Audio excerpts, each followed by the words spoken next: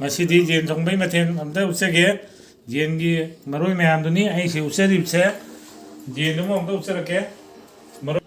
ꯁꯤꯗ ꯌꯦꯟ ꯂꯩꯖꯔꯦ ꯌꯦꯟꯁꯤ ꯈꯔ ꯄꯤꯁ ꯆꯥꯎꯏ ꯉꯁꯤꯗꯤ ꯆꯥꯎꯅ ꯃꯇꯨꯝꯗ ꯍꯣꯛꯑꯒꯦ ꯈꯥꯕꯝ ꯊꯜꯍꯟꯒꯦ ꯁꯤꯅꯤ ꯈꯜꯂꯤꯁꯦ ꯑꯩ ꯊꯣꯡꯕ ꯍꯧꯖꯔꯛꯀꯦ ꯍꯧꯖꯤꯛ ꯇꯦꯖꯄꯥꯠꯁꯦ ꯍꯥꯟꯖꯔꯒꯦ ꯇꯦꯖꯄꯥꯠꯁꯤ ꯃꯍꯥꯎ ꯑꯃ ꯊꯣꯛꯄꯅꯤ ꯇꯦꯖꯄꯥꯠꯅ ꯍꯥꯞꯄꯤ ꯆꯦꯡ ꯇꯤꯜꯍꯧ ꯑꯁꯨꯕꯗꯨ ꯍꯥꯞꯆꯒꯦ ꯍꯣꯔꯦꯟ ꯑꯃꯨꯛ ꯈꯔ ꯍꯥꯞꯀꯦ ꯈꯔ ꯈꯥꯛꯀꯦ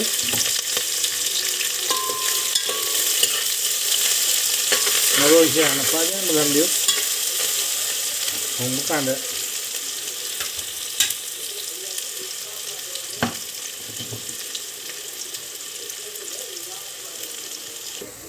ꯃꯔꯣꯏ ꯃꯨꯜꯂꯛꯀꯗꯧꯔꯦ ꯑꯋꯥ ꯐꯗꯤꯒꯣꯝꯁꯤ ꯈꯔ ꯍꯥꯞꯆꯤꯟꯖꯒꯦ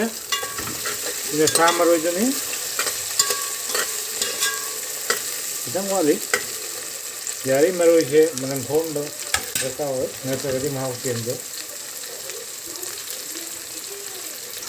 ꯑꯗꯨꯝ ꯆꯥꯎꯕꯅꯤ ꯃꯐꯩꯅ ꯆꯤꯛꯄꯗ ꯑꯗꯨꯝ ꯌꯥꯗꯧꯔꯅꯤ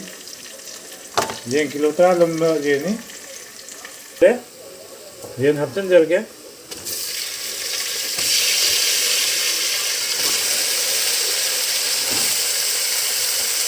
ꯅꯩꯔꯦ ꯃꯁꯤꯒꯤ ꯌꯦꯟꯁꯤꯗꯤ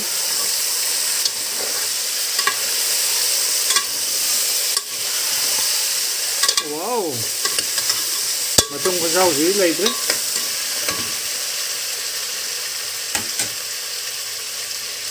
ꯉꯧꯕ ꯍꯧꯖꯔꯕꯅꯤꯅ ꯑꯩ ꯃꯔꯣꯏꯁꯤꯃ ꯍꯥꯞꯆꯔꯒꯦ ꯉꯁꯥꯏ ꯈꯥꯛꯎꯕꯗꯣ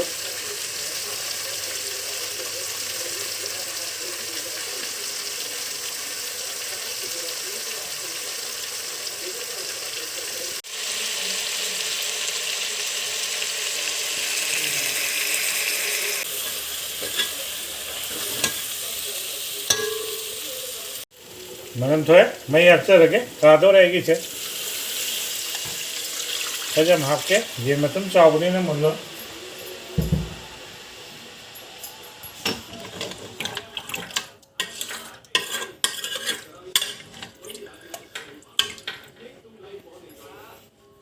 ꯑꯗꯨ ꯍꯥꯞꯆꯤꯟꯖꯔꯒꯦ ꯃꯦꯕꯨ ꯐꯨꯠꯄꯁꯦ ꯃꯨꯟꯁꯤꯜꯂꯛꯑꯦ ꯑꯝꯇ ꯑꯣꯠꯂ ꯌꯦꯡꯒꯦ ꯃꯇꯨꯝꯁꯦ ꯃꯁꯥꯁꯦ ꯂꯩꯁꯜꯂꯛꯑꯦ ꯃꯔꯨ ꯁꯛꯀꯠꯂꯛꯑꯦ ꯃꯩꯁꯦ ꯈꯔ ꯌꯥꯝ ꯀꯪꯍꯟꯒꯦ ꯍꯧꯖꯤꯛ ꯋꯥꯎ ꯁꯤꯗꯤ ꯂꯣꯏꯔꯦ ꯇꯤꯟ ꯌꯣꯠꯂꯦ ꯌꯦꯡꯕꯗ ꯉꯥꯏꯍꯥꯛꯀ ꯐꯨꯠꯆꯈꯤꯒꯦ ꯑꯗꯨꯒ ꯆꯥꯕꯒꯤ ꯇꯥꯏꯃꯤꯡꯗꯨꯗ ꯑꯩ ꯃꯌꯥꯝ ꯁꯤꯌꯔ ꯇꯧꯖꯔꯛꯀꯦ ꯑꯩꯒꯤꯁꯨ ꯌꯦꯔꯨꯝꯁꯨ ꯑꯃꯨꯛ ꯍꯥꯞꯀꯦ ꯇꯧꯔꯤ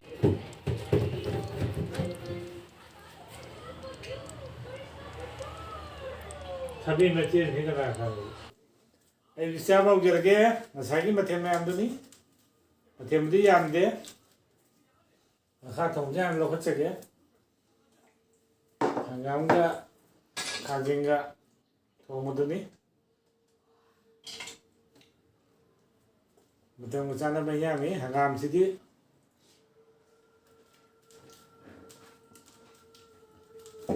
ꯍꯥꯎꯋꯦ ꯍꯪꯒꯥꯝ ꯃꯇꯝꯗ ꯅꯣꯏꯍꯧꯗ꯭ꯔꯗꯤ ꯅꯣꯏꯔꯣꯏ ꯍꯥꯏꯅꯤ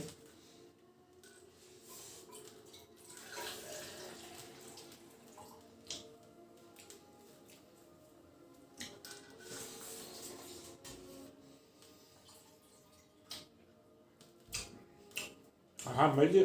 ꯍꯪꯒꯥꯝꯁꯤ ꯑꯣꯏꯅ ꯃꯈꯥ ꯁꯤ ꯌꯥꯝꯅ ꯈꯣꯠꯆꯒꯦ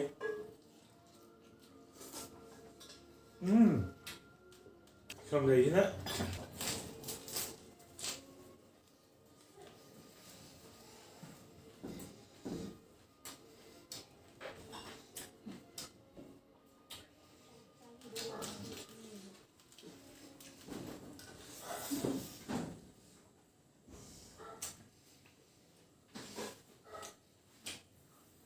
mखꯥ ꯊꯣꯡꯕꯁꯤ ꯐꯖꯅ ꯍꯥꯎꯋꯦ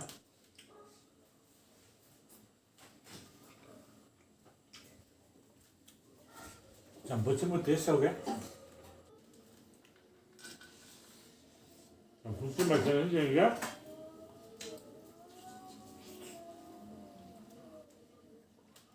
ꯋꯥꯎ ꯁꯤꯁꯨ ꯍꯥꯎꯋꯦ ꯐꯖꯅ ꯃꯨꯜꯂꯦ ꯃꯍꯥꯎ ꯂꯩ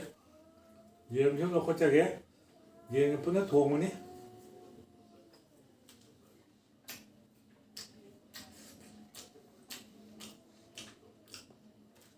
ꯃꯍꯥꯎ ꯐꯖꯅ ꯂꯩꯔꯦ ꯌꯦꯔꯨꯝꯁꯤꯁꯨ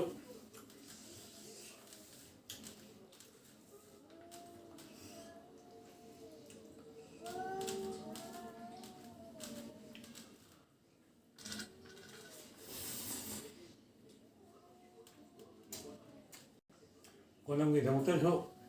밤에 갑이 살려오게.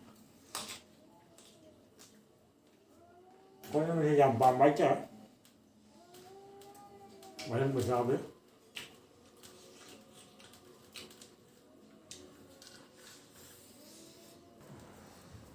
Alu sẽ tốt kia mà hao rồi mấy nè alu sẽ có hao đấy gì nhưng mà hao sẽ kilo tara luôn mà nè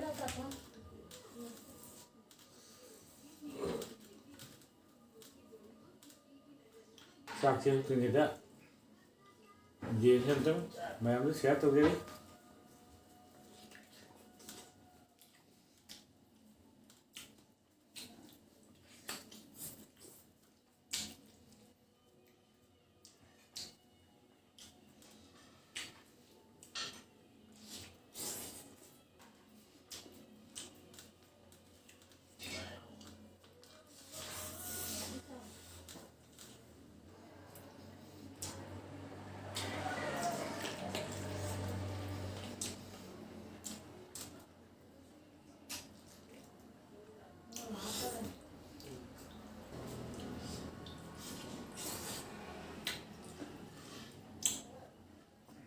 오늘 지금 짜되게 몇 비웠는데 돈이 합돼 사기 mấy đi tàu đó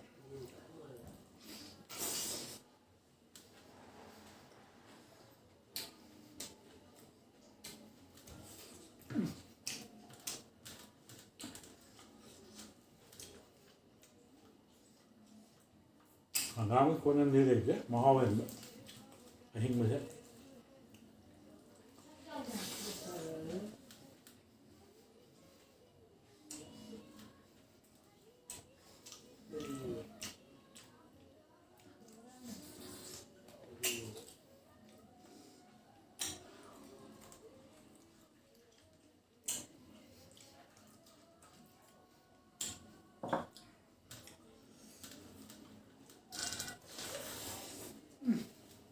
nó sao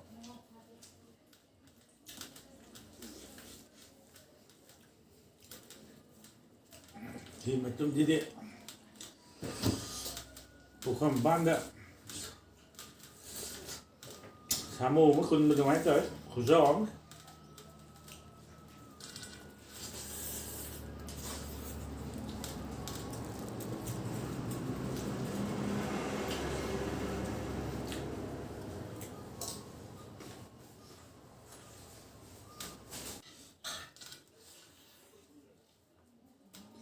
giờ muốn với nhau rồi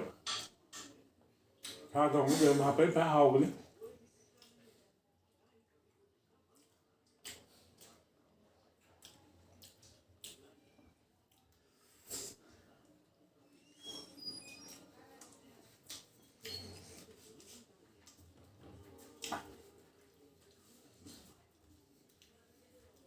em đi rồi đấy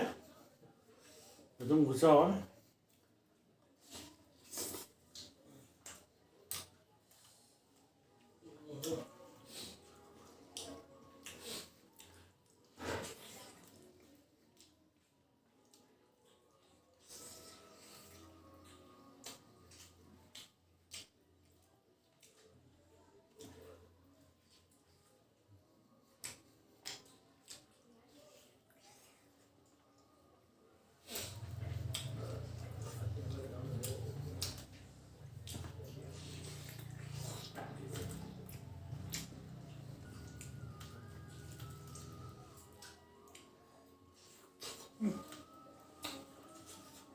rồi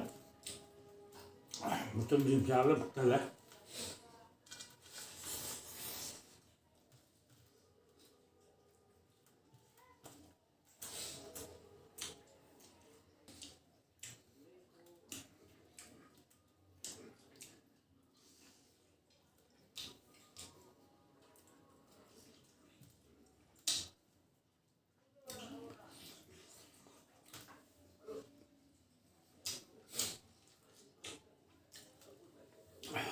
đã hỏi một trong những lối là hôm nào ra qua làm thế